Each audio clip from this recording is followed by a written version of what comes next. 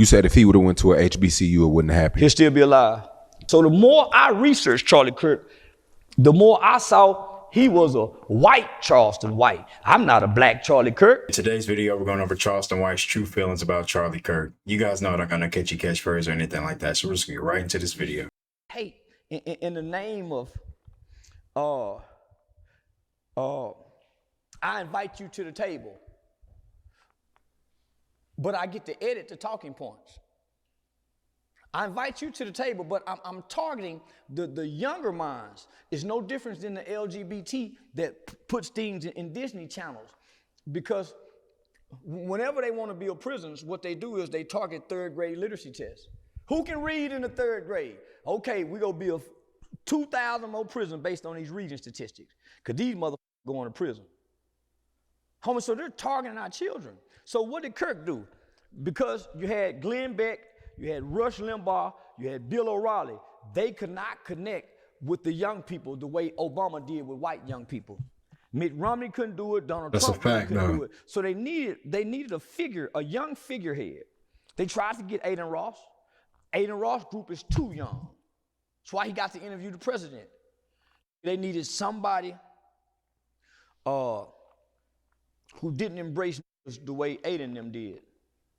They needed somebody that could whitewash, that could be a great white hope, that seemed like a perfect symbol.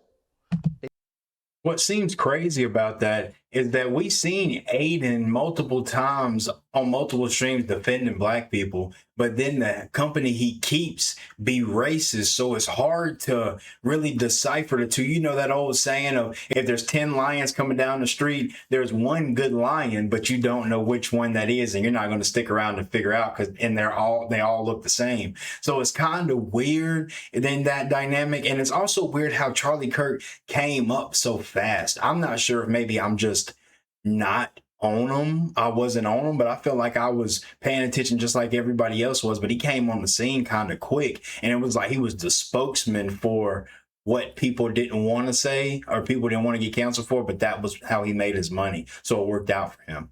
But I just had to say that because it was just a weird situation to me. They found Charlie. Charlie liked, he just don't love the culture. He's not indoctrinated into the culture. He has a lot of black friends. He has a lot of compassion. He's not a racist. I've seen many videos with Charlie Kirk with black people having fun Dr. King. Before he was famous. Dr. King, what they wanted him, they made him that. He was just a charismatic leader that can speak, just like Charlie. Dr. King and Charlie are political puppets and tools. They both was assassinated because they changed their talking points. Dr. King. Imagine being able to build an app with your name. I'm getting YouTube Premium, I swear. If this video gets the 1 like, I'm getting YouTube Premium. Was never about integration. That's what white folks wanted, to cripple blacks' economy. Integration strips black people of everything. The fight was always about equal rights and equal protection, something we still don't have. Equal rights and equal protection. They can make mockery of George Floyd. We can't make mockery of nobody. We lose our jobs. They can do the Eric Garner challenge. I can't breathe. They go viral as a police department and never lose a job. It's not a fact. They say, hey, let's do the Trayvon Martin Skittle challenge. They lay down with the Skittles. So they can do all of this, homie, challenges. And I couldn't believe when I was seeing the police officers doing the challenges smiling and it going viral without any type of hate or dislike. That people were genuinely laughing. When it's reciprocated to Charlie Kirk, it's like we're the worst people in the world. And I'm not glorifying either one. I'm not laughing at either one because both is sad in its own way.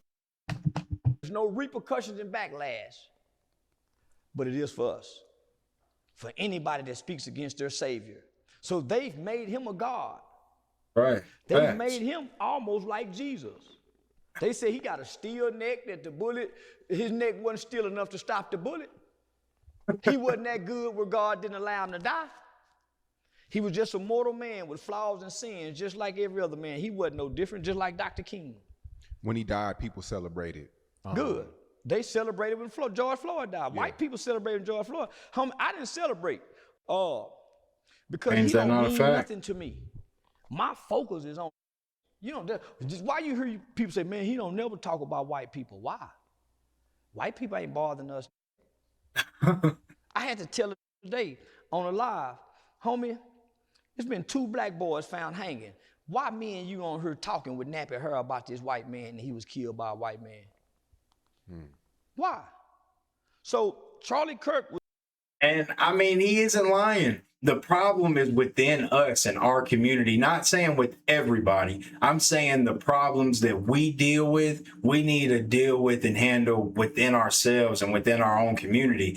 You know, when you get a gun and you walk outside, you're not thinking of no white man. You thinking of a black dude, if we being honest. And we love our people. I love my people, and I'm not trying to take another brother out, but I know more times than not, I'm going to use this strap for the black dude, which is crazy to say and sad to say, but that's the God honest truth. Was given a few $1 million from an old white man to go out into America and win the hearts of young Americans for this Trump election. That's why you're hearing him saying his voice will echo for future generations. They needed a great white hope. Too many of their great white hopes was dancing the tune in the sounds of their niggas. They last great white hopes, other than the old ones like Rush Limbaugh, Bill O'Reilly, so they couldn't use them, homie. That's why you don't see them on Fox News. They went and got Charlie Kirk.